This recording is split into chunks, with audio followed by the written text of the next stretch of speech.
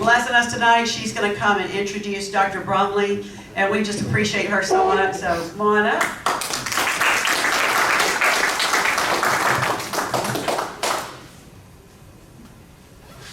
So I think it's time for me to renew my dues because I need a sign like that for my yard. Very good, will do. Okay. So it's always fun to be able to introduce someone who's a friend. So before I go off and be very casual, let me read the formal bio, or at least parts of it. Dr. Cade Brumley is a product of Louisiana schools who has served his home state as a teacher, coach, school leader, and system leader. As state superintendent, his back-to-basics approach has accelerated academic recovery, launched a reading revival, and expanded educational freedom. Louisiana earned its highest ranking ever on the nation's report card, as our fourth graders are #1 in the nation for reading growth. So for several years now, I've been calling Dr. Brumley a hidden treasure because under the previous administration, I really couldn't figure out how he managed to continue to be our state superintendent, because he was doing such great things that those who are patriots, who are conservatives, who hold family values and religious freedom and limited government ideals, we would really support all that he stood for and all that he was working towards. And that's how I couldn't understand how he continued to keep this job. But I think that God has a plan, and when God says, he can't be removed from his job. So we are so blessed to still have him in his position with a renewed contract, so we get to keep him a bit longer. And so we're looking forward to even more improvements in Louisiana public schools. And I think we are going to love them. So stay tuned, keep praying for this guy, and let's hear it for Dr. Cade Brumley.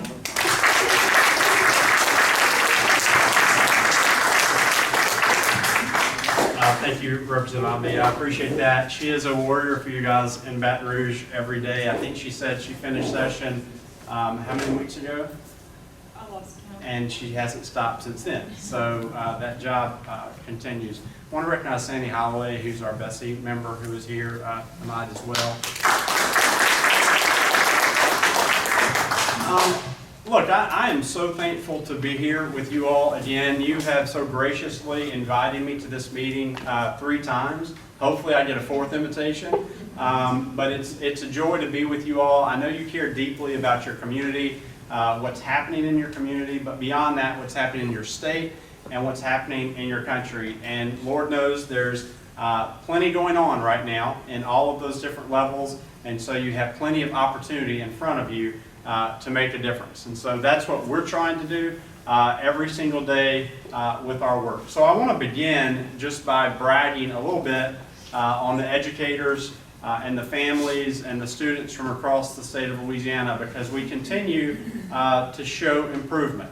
And in a state that has been long challenged educationally, that's what students need and deserve, and that's what communities need and deserve. And so as a for instance, since the last time that we've met, when the U.S. News and World Report came out with their rankings, they ranked all the states across the country. Pre-K-12 education in the state of Louisiana moved to number 40th overall. So if you've always heard you're 49th or you're 50th, or you hear someone else say that out there, tell them that's not true. And so I'm not here to boast about the fact that Louisiana is ranked 40th in education, but I am proud of the fact that we're moving in the right direction. And I want to make sure that credit goes to teachers and parents and kids for the work that's happening to make that type of progress. And so if you look at any of the various metrics, we're moving in the right direction. And I'm very proud about that. But what I want to talk about tonight are the priorities of our agency at the Louisiana Department of Education for this upcoming year. A few simple priorities I want to share with you. Then I want to take some time to share some of the new laws that are impacting the educational system over the course of this next year. So I'll begin with our priorities. First and foremost, when it comes to K-12 education, our #1 priority is literacy instruction based on the science of reading. And we've talked about this before. This is simply going back to the basics in the way in which we teach children how to read. For a long time, there have been confusing practices and attempts to teach children how to read. And what we have collectively done is said we're not doing that anymore. And so we're going to make sure that all of our policies and practices align to the science of reading, which is phonics based. You know, you take a word, you break it down, you deconstruct it, you reconstruct it, you form sentences to paragraphs, to essays, to whatever. And we need to make sure that students can read. And so we have a whole host of policies that have gone into effect over the last few years, and that has prompted, year after year, on our standardized testing, we're seeing students improve in English language arts and reading. Year after year, consistently, we have seen that. And as mentioned, fourth graders led the entire country in reading growth. We have a lot of energy around reading in schools. I see we have a couple of our local superintendents here, Superintendent Ogeron, Superintendent Martin, and they will both tell you that they have energy in their schools and in their school system around this particular piece of work. And I appreciate their efforts for this. So one of the laws I want to let you guys know about with reading, that's not something that happened this legislative session, but it happened a couple back, but it goes into effect this year, is our third grade promotion policy. So this bill was brought, it was ultimately went into an act, and so this is the first year that it goes into place. And so this year, third graders will get multiple brief screenings across the course of the year. Parents will be informed of the results of those screenings. Teachers will be able to take that information, make tutoring decisions or intervention decisions. But at the end of the year, if the student is not showing some degree of proficiency in reading, then they're retained. So it ends the social promotion concept that had been in place for some years, and it says that students have to demonstrate some level of proficiency in reading before they move on to the fourth grade. And so we are trying to do everything that we can, and I know the local superintendents are as well, to make sure that families are hearing this message, because we don't want any surprises. We don't want the end of the year to come and a family not be aware of their third graders' struggles and this impact them in some particular way. So we want all of the students to be successful, but also if a student just isn't ready to advance into the fourth grade and get that content, then they're going to make sure that they're supported over the course of an additional year. So the next priority that we have, with all of the talk that we have had around reading and the growth that we've had around reading and the work that's taking place in schools around reading, math has gotten jealous. And so it's time that we give some attention to math. So in fact, we had 7,000 educators with us for a conference in New Orleans this year, and we led the conference with a conversation around math. We talk a lot about being a fluent reader, but how often do you hear someone say, oh, you need to be a fluent mathematician? You know, you don't hear that. You say, you need to work on your reading fluency, be a more fluent reader. But you don't say, you need to be a more fluent mathematician with your multiplication facts. You know, I still believe in multiplication facts. Our agency sent multiplication facts to every school across the state of Louisiana last year. I'm sorry, superintendents, when you got those large boxes to your warehouse that you had to deliver. But if you look across the country, and if you look in Louisiana, we're no different. As students go from the 4th to the 8th grade, math proficiency doesn't go up, it goes down. And that happens not just in Louisiana, but it happens across the entire country. I really think there are two reasons for that.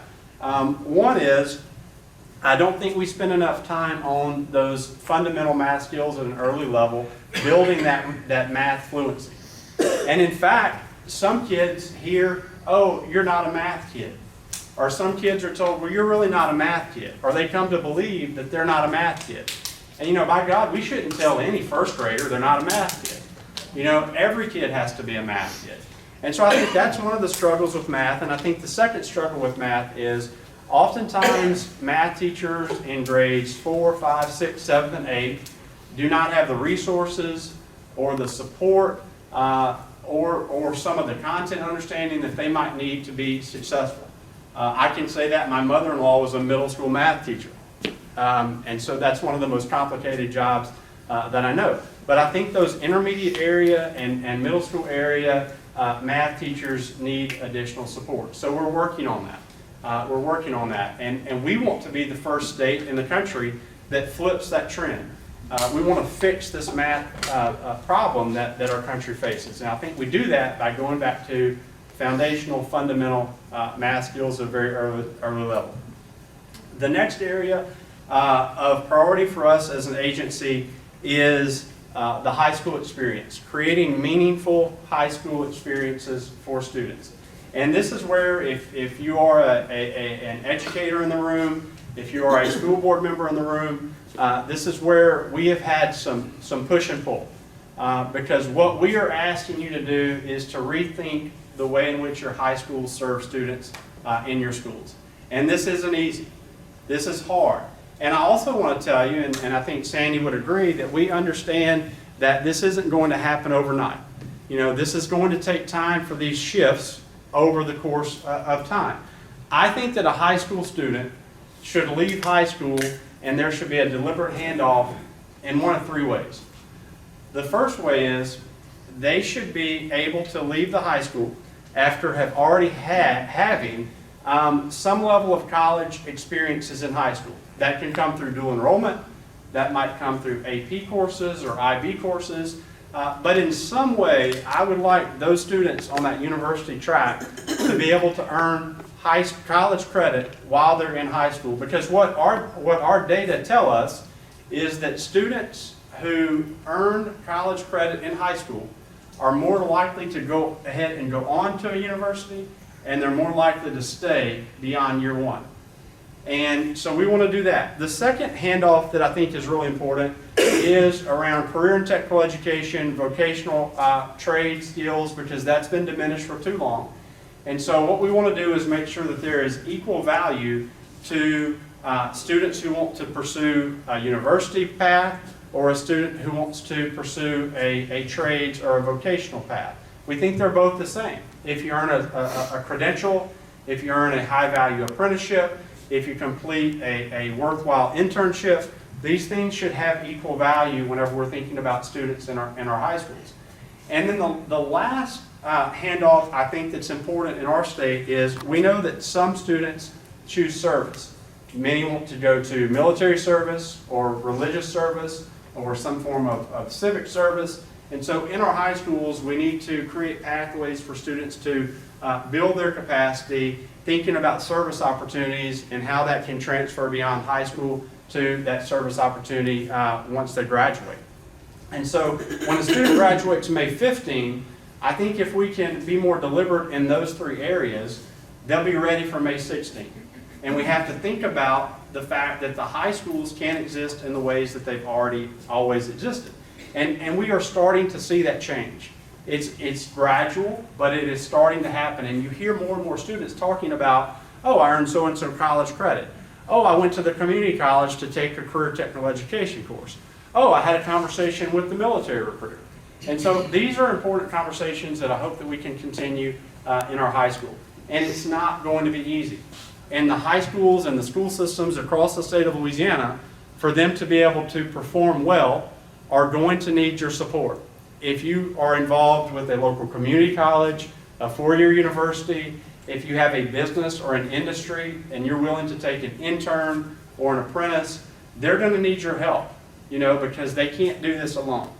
So the next area beyond the high school experience is the elevation of the teaching profession and working in a number of different ways so that we have high-quality teachers for every student in the state. I'm pleased to learn that here in Lafourche and in Terrebonne, they've done a really good job in beginning the school year, ensuring more or less that every student has access to a teacher. That's commendable. That's this system doing the job to make sure that students have access to a teacher. But we also know that there are teachers across the state who have grown frustrated for many reasons. And that there is a pattern of reasons why these teachers are frustrated.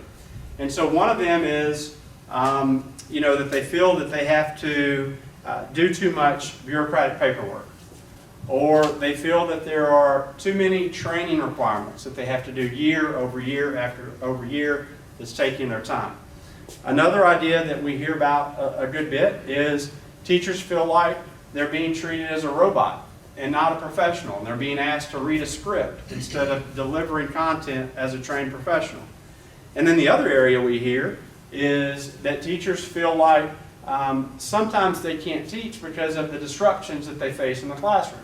And I think that every teacher should have the right to teach free from disruption. I think every student should have the right to learn free from disruption. And so I sent a letter to superintendents across the state, and I said we need to recommit to more assertive practices around behavior in the school. Let's set a high bar of what we expect out of students in the classroom and on the campus, and let's hold them to that bar. And we should not allow campuses to be disorderly. There should be an expectation that a school classroom and a campus be peaceful, be orderly, and not chaotic. And I don't think that that's too much to ask, and I think that that's what our teachers deserve. So we'll continue to work on that front. And then the last piece of I guess the last priority for us really is just the expanding the educational freedom movement in the state of Louisiana, where parents are really in the driver's seat of their child's education, making the decision that they feel is the best for their child and their family. So we'll continue to work on that front, whether that's your traditional neighborhood schools, whether that's our public charter partners, whether that's non-public schools, or whether that's protecting the independence of homeschool families. You know, we want to make sure that whatever is working for a family, that we are supporting those efforts. And so those are really the priorities of our agency. And so whenever we think about that, it's where we are investing our money as an agency. It's where we're investing our time. It's where we're investing our conversations, our staffing itself. We're trying to get better in those particular areas. Now, I want to take a few moments just to share some of the recent legislation that passed, just as a recap. The number one piece of legislation I'll share with you was, and I think it's appropriate that I share it first because it's Governor Landry's signature education bill. He talked about it frequently on the campaign trail. And it is the Gator Scholarship Account, which is essentially an educational savings account. And we are working through a process now of really refining what the rules of that program will look like. But legally, that program will launch in August of 2025, where phase one basically goes into effect, where the first phase of eligible students goes into effect. And so it's a three-phase program essentially, and the third phase is universal eligibility, where every student in the state of Louisiana would be able to participate in that program. So I wanted to share that first, really, because that was the governor's signature campaign platform for education, and so he was able to see that across the finish line in his first year. Beyond that, a few bills I want to share, and we can talk about more if you'd like, but a couple of them really relate to the letting the teachers teach piece that we talked about with classroom disruptions. One is what I'm just calling it the Trust Us, Don't Blame Us bill. No one else has called it that, and maybe I shouldn't. But it's basically a teacher being able to say, if I am having a complication with a student not meeting a behavioral expectation in my classroom, and it continues to be a problem over and over and over again, like I should have the ability to let the school office and the school administration know that I'm having this challenge, and the student should be removed from the environment. And if that persists, if that happens multiple times, then the school principal has to have a conversation with the parent. They have to come in. There has to be a conference before that student is allowed back into the classroom. So that's one of the bills that passed. Another bill related to student behavior is one around expulsions. So if a student is, habitually not meeting expectations, if they're ungovernable, which is a legal term, and they have that third suspension from school, if it's not for something that's like tardy or dress code, then that would amount to an expulsion from that regular ed campus to most likely an alternative site where they could get the support they needed, whether it's behavioral support, mental health support, academic support, but not there with the regular education population there at the school. Another one that's really getting a lot of press, it's probably not going to be the one that you think I might say, is cell phone prohibition. So there, again, there's a growing body of research that's just showing that students, if they are consistently on their phone in the classroom, it's difficult to learn math. And so this particular bill that passed is a prohibition on cell phones. Basically, the phones have to be off and stowed away during the instructional day. It does provide for some level of nuance for local systems to craft policy around that. But at the end of the day, base case, phones across schools in the state of Louisiana have to be off and stowed away. So that's not a popular bill among our teenagers. And in fact, I've had some of them contact me about that and how they're not that excited about it. And I'm like, are you contacting me from your cell phone at school? So another bill I think is really could be a game changer for the state is what's called a high dosage tutoring bill. And it focuses on reading and math in grades K through 5.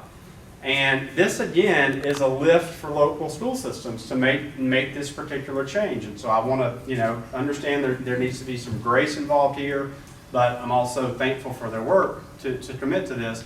So any student in grades kindergarten through 5th grade that's not at that proficiency level where they need to be in either reading or math has to have a certain amount of small group or individual tutoring during the academic day. And we have guidelines on what that needs to look like, but there's also, again, flexibility. But the reason it's called high dosage is really it's kind of like a play on a medical term. Because if you go to the doctor and you're sick, you get a certain prescription and it's of a certain strength, and that is supposed to correct whatever it is that might be ailing you.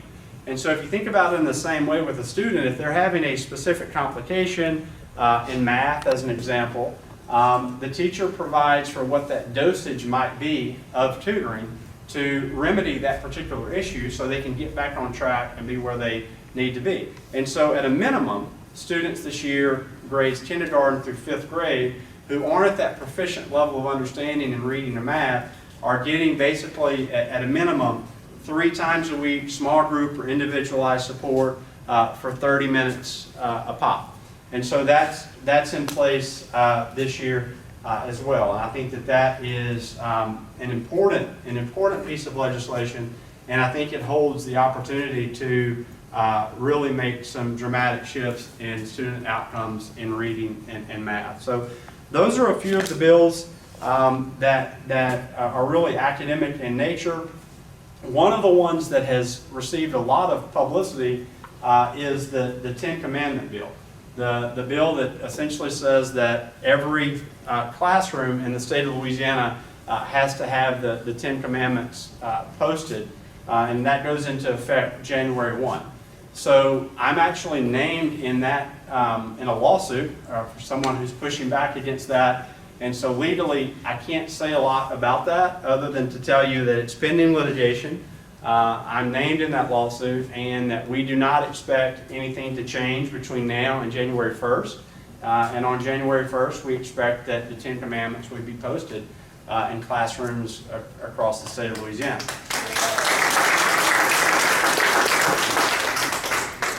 Representative, am I missing anything that I should be sharing legislatively? I think for education, most of the bills that this group was following, they already know about. Okay, good deal. Okay, so that's a look at some of the more prominent bills that went into play. I will also, because she's here, we worked on a recess bill 2 years ago, and students now have to, at a minimum, have 15 minutes of supervised free play every day for recess. And so thank you for working with us on that. Okay, so this is when it gets dangerous. Open up for any questions you may have or any comments. I'm going to ask the question. Oh, she's asking the question. Yeah. Sorry. And y'all don't forget to raise your hand if you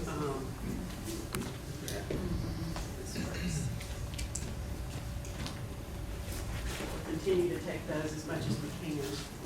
I have some that were already turned in, so thank you very much.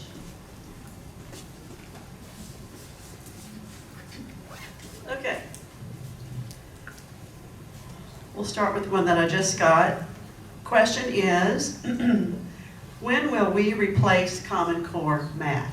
Oh, good question. So we are, I haven't really been able to have this conversation with my board yet, so you're gonna keep it between us. But we will very soon begin a process of updating our reading and math standards in the state of Louisiana.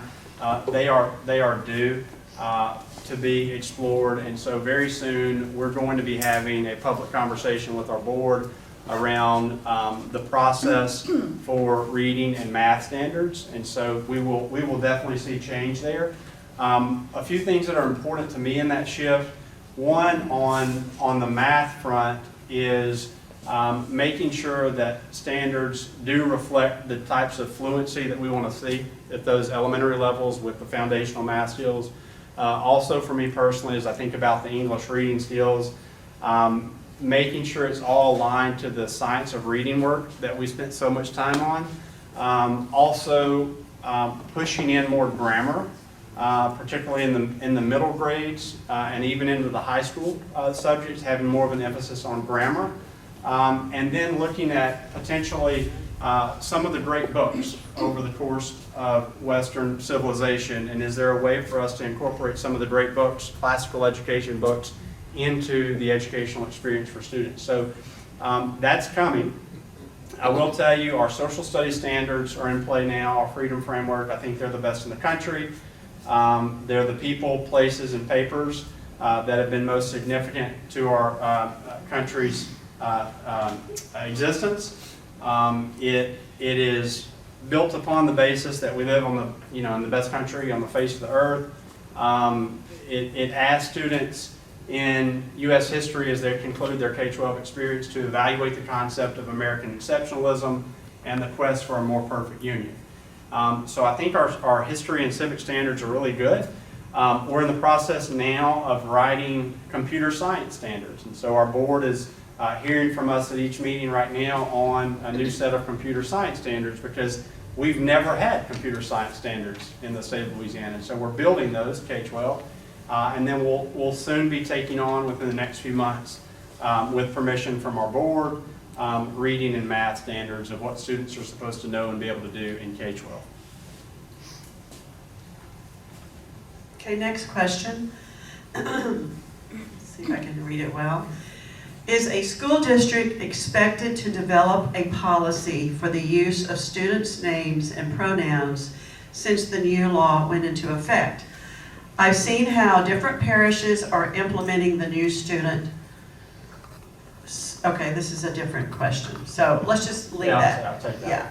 So a representative a representative last year from Bossier filed a bill called the Given Name Act. And the Given Name Act really is, to me, it's a pretty common sense bill, and it provides clarity for the classroom. And it simply says that the teacher is supposed to call the student by the name, the given name on their birth certificate. And so that is the name that they're to use for the child in the classroom. And if the parent wants the teacher to refer to the student by a different name, then the parent can send a note to the teacher and say, hey, it's okay to call my child by this other name. But it takes out some of the confusion that could exist. It also eliminates a child being able to have a teacher call them by a name without their parents' knowledge. So it provides clarity there. It's a pretty common sense bill. The first time that this representative from Bossier brought this bill forward, it passed both in the House and the Senate, went to the governor's desk last year, and he vetoed that bill. And it went to a veto override, and I think it passed the veto override maybe on the House and didn't on the Senate or vice versa, so it did not make a veto override. But he brought it back this year, and it's called the Given Name Act, the name you were given at birth on your birth certificate. And it passed this year, the governor signed it, and so that is what is in effect today across the state of Louisiana. The students are to be called by their given name on their birth certificate unless the parent notifies the school otherwise. You did address this, but I'll read the question. I've seen how different parishes are implementing the new student cell phone law. One parish will impose fines, $25, $50, in addition to school suspension. Another allows teachers to seize student phones. Others are allowing their use during recess and lunch breaks. Teachers are responsible for seeing that they don't use them during instructional time. The law says not during the instructional day. How do you interpret the law and how should it be implemented? Yeah, well, the good or the bad news here is that I don't determine what the instructional day is within a local school system. So the way in which the law was written, the way in which the law was passed, basically says the phone has to be off and stowed away during the instructional day. We are actually making a recommendation to our board on this next week, and I'm sure there'll be some discussion about the way in which this needs to be implemented. But the law does provide for that local nuance where your individual school systems can determine what is their instructional day. Is their instructional day, 7 a.m. to 3 p.m. across the board? And that's what some systems have elected to do. Others are saying, look, their instructional day is while the students are in a classroom receiving instruction. And so it will naturally look different in school systems across the state, and that's okay. I mean, I think that education is best at the local level, but what school systems have to do, and what we did put in the policy that our board will consider next week, our state board will consider next week, is that local systems have to, at a minimum, and if they already have a policy and they haven't done this, they'll have to go back and see if there are adjustments they need to make. They have to make sure they're having some form of engagement, community engagement around the policy. And so they'll determine what their instructional day is after some level of engagement with their greater school population. What does that mean? It could mean a number of different things, but basically the school system can't just say, this is the way we see it, this is the way they're doing it. They have to have a process where they receive input from their community on the way in which this should be implemented. Like a town hall kind of thing or something like that? Right. Okay, Dr. Brumley, we have certain laws in place. 15-minute recess, no discrimination based on immunization, correct pronouns, etc. Please outline the process for enforcement when a school or district refuses to follow the law. Yeah, it depends on the law. I mean, a lot will just depend. And frankly, there are some laws that are passed that do not have an enforcement mechanism or they do not have an assigned consequence.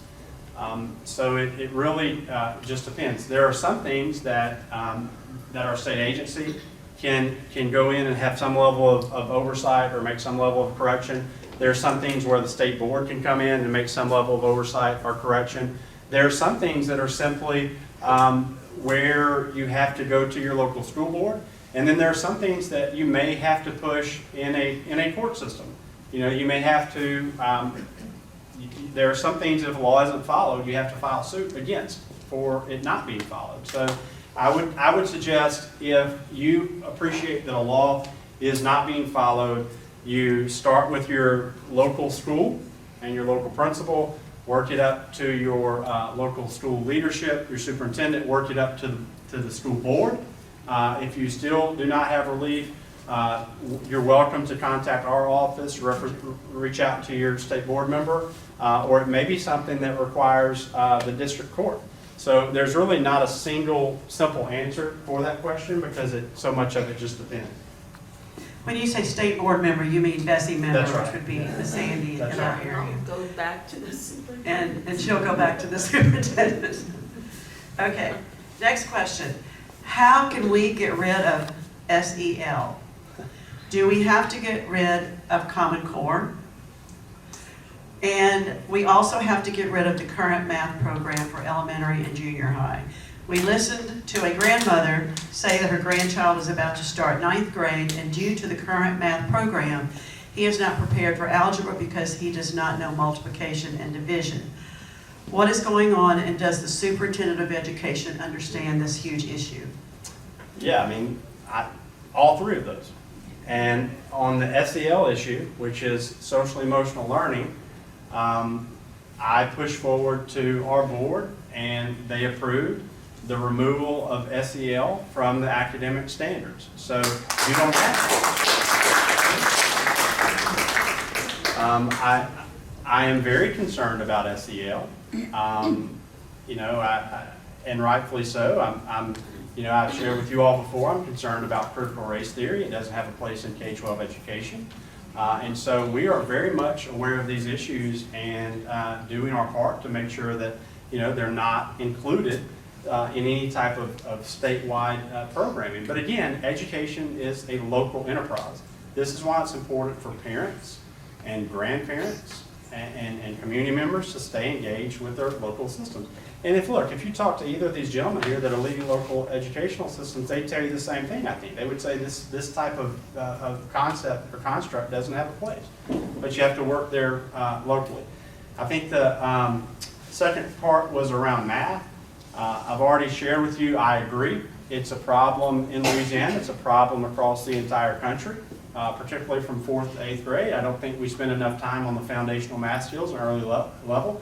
That's why I sent symbolically flashcards to every elementary school in the state of Louisiana last year. It's why we're going to go and take a look at our math standards beginning this fall to make sure that we are making some correction here to solve for this particular issue.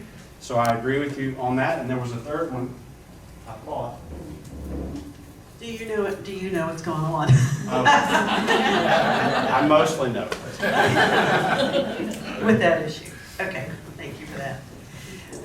Do you see an increase in MFP funding for local parishes? And perhaps you could say what MFP funding is, in case someone doesn't know. So which school board member submitted that question?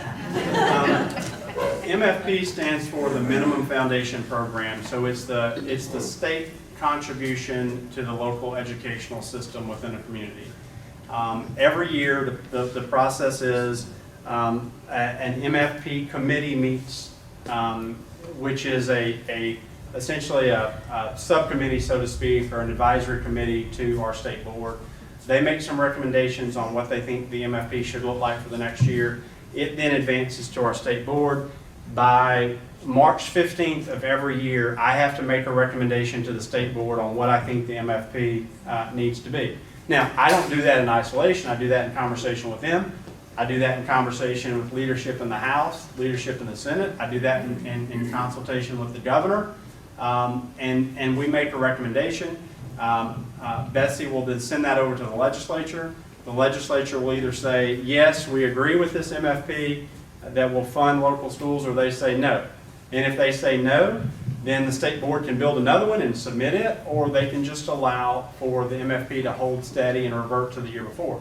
It's been several years since we have seen a change in the MFP. And frankly, if I'm being very candid and honest with you, as I always have, I don't know what that will look like in the upcoming budget cycle. I still have to have a lot of conversations with the board. I have to have a lot of conversations with leadership in the House of Representatives, in the Senate. I've got to see what the governor's thinking in terms of his executive budget. And so the short answer to that is I don't know right now. Thank you. Next question. President Trump wants to close down the Federal Department of Education and return the authority to the states.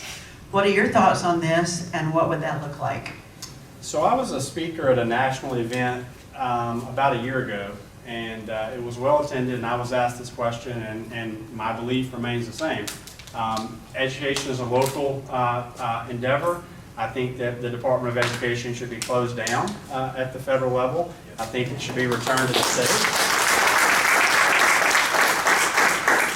Because I think the states are in a better position to understand the needs that they have to educate their students. And just think about it. Think about when the Department of Education was created. When it was created, where did we stand globally in terms of outcomes versus where we stand today? And so, I agree with where President Trump is on that particular issue. Will that take federal money out of being sent to the states? The way in which I would envision that is that the funding that is presently available, that is that the U.S. Department of Education is making decisions around, would be block grant down to the states. And so it would flow as a block grant down to the states. So the states would make their decision on how to use that funding. Now, interestingly enough, some of you may have listened to President Trump's interview with Elon Musk a few nights ago. He had an interview with Elon Musk, and parts of that I heard, whether it was in news or otherwise, and this was the conversation around education for which they engaged. And it was President Trump again saying, you know, his belief is that the U.S. Department of Education should be closed down. And he actually said he thinks that the overwhelming number of states across the country will do a much better job as a result of that. So yeah, I mean that's a very current issue. Thank you. This is a statement, not a question. I want to thank you, Dr. Brumley, for your strong stand against the Title IX atrocities that are trying to be forced on our children. You are a warrior for our kids, and we cannot thank you enough for standing up and standing strong. We are counting on you and have great confidence in you going forward. Thank you, thank you, thank you.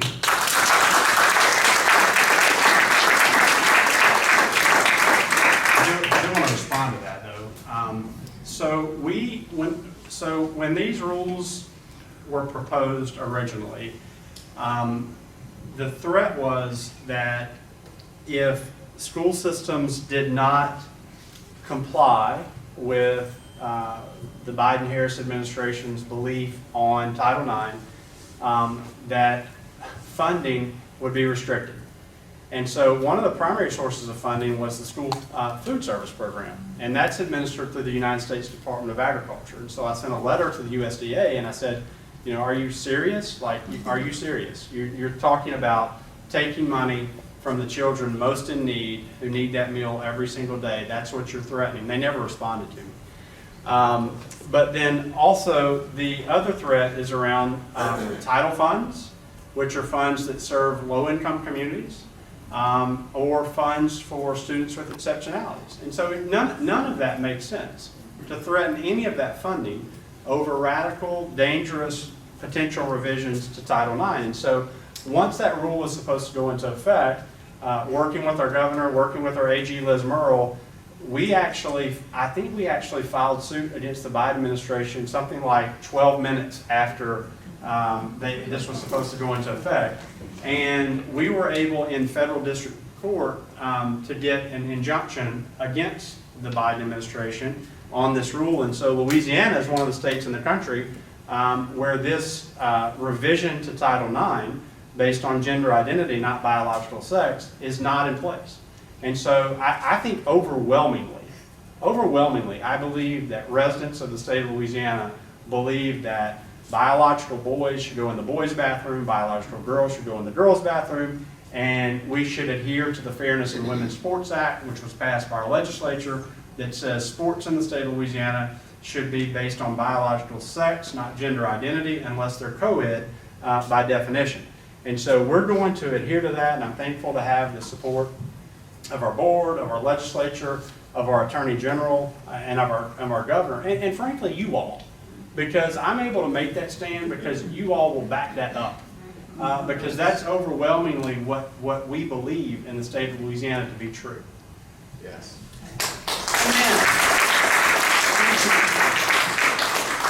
Okay, the Louisiana Department of Education has a mandate that all our school counselors and our local systems have to implement student standards by the American School Counselor Association and receive their training from ASCA, same thing, as well.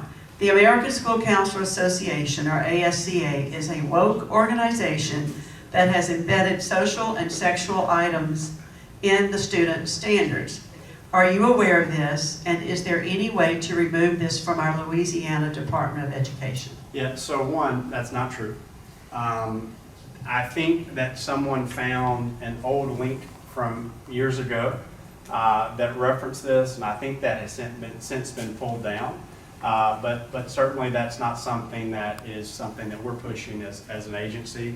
I'm happy to go back and make sure those links have been pulled, but I think that's old information based on some links that previously existed. Awesome. Okay, number one, will you look into the government-run health clinics? And number two, should we be concerned with EMF radiation from Wi-Fi routers, smartboard, etc.? So neither are really in my wheelhouse, but what I will say is something I've said publicly a lot is that, and actually this has gotten a lot of play nationally. I think we are changing the conversation from Louisiana on this topic right now. We need to stop forcing teachers to be mental health professionals. They are not social workers. They are not clinical psychologists. It's not fair to them, and it's more importantly, it's not fair to the kid. And so I had this conversation with even my friends in the legislature. I'm like, look, mental health is a challenge. I get it. There are students that certainly have mental health needs, and we need to make sure that those needs, in conjunction with the parents, are being addressed. But we have to stop with the passage of laws in the state of Louisiana that force educators to be mental health professionals. We're not, and it's not fair to anyone. And so we need to make sure that is not happening. And yes, I have a level of concern around health-based clinics in schools. And I think that there needs to be, at a minimum, tremendous transparency between the parent and the school in those types of situations. And then the other thing was something about routers and technology, and I am not qualified to answer that question. Understood. When a student is unsuccessful in his or her academic work, according to the parent, what steps can the parent take to hold their child back? There are times when this is not allowed by the school district. Yeah, I mean, again, this is where you have to have conversations with your local school board. Really, other than the third grade promotion issue, which is in law, and then graduation requirements, what does it take to graduate? Really, those pupil progression decisions are made at the local level. And so I would just encourage you to have conversations with your local board, your local principals and superintendents. And look, I was visiting with someone earlier, and they shared with me like the complications and the challenges that exist in the educational space. And I want to commend educators and educational leaders for the work that they do every day. Thank you for being here tonight, guys. I mean, I'm just appreciative of that. You may not get it right every time, but I think you get it right more than you get it wrong. And I think you're willing to hear people out and try to make things better. So that pupil progression really is a local decision. For some time, educational resources have often come from the left, from left-leaning companies. When will we begin to use other resources from organizations such as Hillsdale College, Robert Woodson 1776 Project, or the 1620 Project, among others? To the author of that question, I want to encourage you to go look at Louisiana's Freedom Framework for Social Studies Education. It is the best in the country. You will read that and you will be so proud that you're a citizen of the state of Louisiana and that children in the state of Louisiana are reading that. Let me tell you a little bit more about it. I know I've already talked about it, but the way in which that is set up is children in the earlier grades, say through third grade, they are learning at their community, about their state, and about their country. And they're learning those people, places, and papers that are most significant to us as a country. And I think if you read that, you will be thankful that elementary children in the state of Louisiana are getting that experience. Last year was the first year that has ever been in effect, and this year curriculum will be more built out for that. So I'm excited about that. In 4th and 5th grade, it's world history. So students learn about things happening across the world. and things that have happened across the world in 4th and 5th grade. And then we did this really, I think, clever thing for 6th through 8th grade. We took 1776 and we took 2008. So on one end we took 1776, on the other end we took 2008. And then we looked at, from 1776 to 2008, what significant events happened in U.S. history over that course of time. And then we layered on top of that what significant events happened in Louisiana history over that course of time. And we said, we're going to break that into thirds. And so a 6th grader will take the first third. A 7th grader continues the story. When they begin 7th grade, they take the second third. And then once they're in 8th grade, they do the last lap. And so over the course of 6th through 8th grade, students in Louisiana will get 1776 to 2008 in the Freedom Framework with Louisiana history incorporated at the appropriate places. Then they do civics and U.S. history, which kind of goes from that same framework of believing that we are the greatest country on the face of the earth, that we are consistently on a quest for a more perfect union. And the other thing that it does is it removes as much as possible any bias that a teacher may have, because it focuses on primary source documents. And so it forces the students to look at the Declaration of Independence in and of itself, to look at the Constitution in and of itself, to look at the Gettysburg Address, look at the I Have a Dream speech. And we cover everything. You know, we lean into some of the moments in our country's history which weren't our best moments. But we also lean into some of the greatest moments that have happened in the history of the earth. And so I am really proud of that. And so I would encourage you all to go look at that framework, because it's really good. And I would say it aligns with some of the organizations that you've referenced. And you do that by going to what, Louisiana? Yeah, go to our Louisiana Department of Education's website, which, by the way, we are updating because we have an awful website right now. But it's going to get much better very soon. Is it going to get easier? Yes. Okay. Is it true you can opt your children out of all surveys and standardized tests, but it doesn't stop the school district from harvesting your child's data and selling it? There is so much personal information on their school tablets. And does the school clinic staff abide by the opt-out? After age 12, the parent is not privy to the medical interview, especially after signing such a broad authorization. Okay, a lot there. For one, we are really trying to reduce the amount of surveys that students take. We have pulled out of a number of CDC surveys that were happening in schools. Our agency has pulled out. We're not even doing those anymore. That was a decision that I made and our team made. We're trying to really reduce surveys across the board. We're hoping that local school systems are doing the same.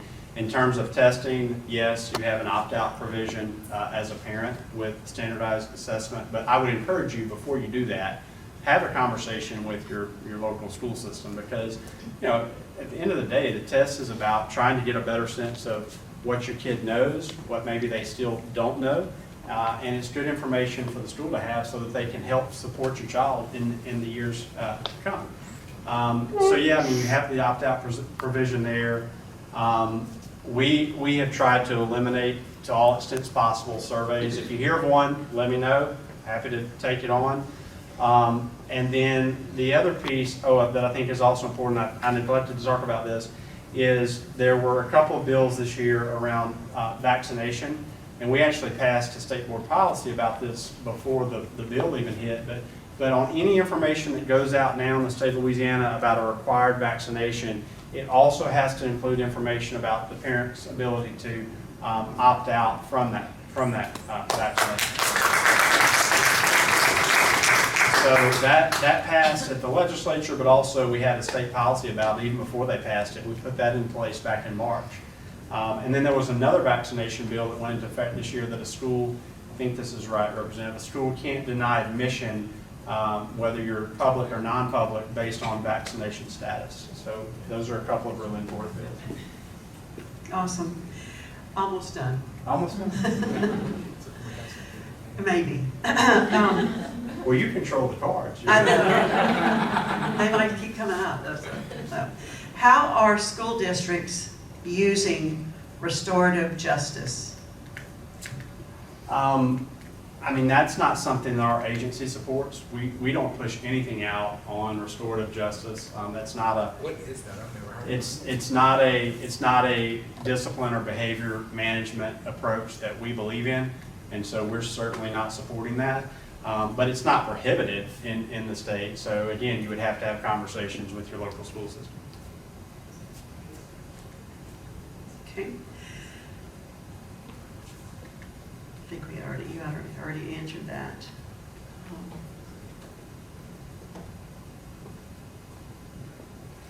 The question is, why do we have to opt out of a vaccination situation when we should not even have to tell the school system?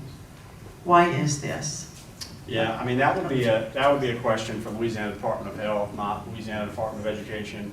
I do not have an MD, but where we pushed, and I think where we did our part, and I think where our board did their part, is simply saying that if a school notifies a family about a vaccine requirement, they have to also notify around the ability to exempt out of that.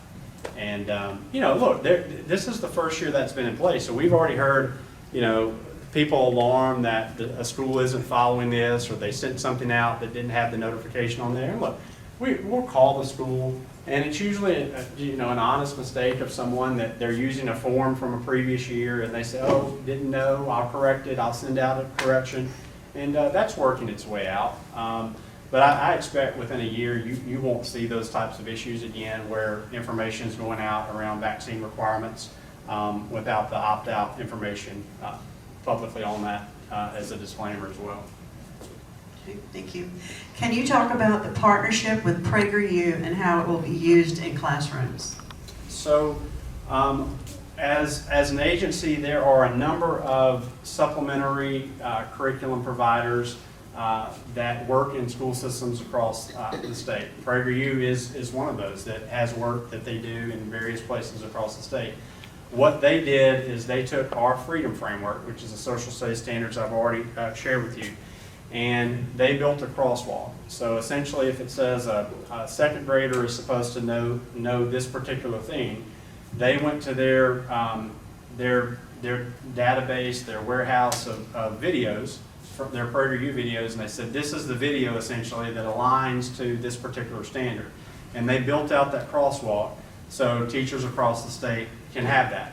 And so we have as an agency, we don't have a formal arrangement with PragerU. We don't have a contract with PragerU. We haven't exchanged funds with PragerU. But they have created this crosswalk of content. And look, it's a lot of really good content. And teachers are able to use that if they want to use that within systems, if the system chooses to use that. I'm thankful that they did that. They did a very good job of mapping out their content to our standards, and that's something that other supplementary curriculum companies do as well. And local school systems have the ability to utilize it if they so choose. I think you covered this. Wherever I heard you say this when you spoke, but I'll read it real quick. Mississippi is using a phonics-based reading program known as the Science of Reading, a curriculum that focuses on the use of phonics, etc. The article I read says that Mississippi has gone from 49th to 21st in elementary school literacy in the country. What is Louisiana using? So look, we ripped off Mississippi with all of their stuff a few years ago, and it's called the Mississippi Miracle, really. That's what people call it nationally. We utilize a lot of those same policies. We put them into law in Louisiana. Mississippi did not lead the country in fourth grade reading growth, though Louisiana did. Mississippi better watch out because we're coming. And I think that if we can continue to hold the line on the science of reading, the phonics-based approach, we'll continue to see progress. moving forward. Okay. Do you foresee a day when education is returned to the states and we are no longer held to federal standards tied to funding? That depends on national elections and what's happening. Elections have consequences one way or the other. And there is a candidate that has stated his belief that education should be returned to the states. I haven't heard that from the other candidate, but clearly that's a difference between two candidates. They won't indoctrinate kids. Okay, if a teacher has questioned a policy with their parish, have gone through the chain of command, proving evidence, what is their next step of recourse when that teacher, I can't really understand it, but something of that maybe is attacked by anyone of the chain of command, despite having proved the unjust policy decision? Can you get the spirit of that? Well, yeah, I question? think it's what we've shared already. Start locally, start at your school, start with your, superintendent locally or school system leader, your local board. Beyond that, if you don't find the relief you need, contact your state board member from Bessie. Contact your state legislature. If it's a criminal matter or a matter that requires other, judicial intervention, then you can take that route. We're also, as an agency, every day we get comments or questions or requests for help from parents and families, and we do our best to work with the local system to help resolve those issues. So I think you have many different opportunities to try to explore to get relief. Awesome. Amazing. We got through all the questions. Thank you so much. Thank you for taking the time. Can we have some other discussion? Or it's got to go through this system? Well, what is it? Just just a few things. I've heard about a Covington school that sent out a text message. I don't know if you've heard about that. They had, this happened last week, saying you better get your immunizations. It was a nurse at the thing. Did we hear anything? So we've had, I'm not sure about this example, but I know there have been 2 or 3 examples across the state where a nurse has sent out here's the vaccination required, and then it circles back to us, even though we're not the enforcement agency for that at all. But we do make a contact to usually the school superintendent and just say, hey, I want to make you aware this is going out, here's the law. And, they're usually like, man, I didn't know that was happening. I'm going to contact that person. We'll get it corrected. And they usually make the correction. Every time this school year, where we've had that go out and we've been made aware, they've made a correction at the local level. And I just think that's going to take time because you have 1,700 schools across the state that have nurses. And, they have forms that they've used for a period of time, and they may not have known what happened in the legislative session. So I think it's just going to take some time. Gotcha. Okay, let's give him a hand clap, y'all. Appreciate it so much. Thank y'all for coming. Be sure to visit the tables in the back, and we hope to see you next month on the 19th. We will be back here.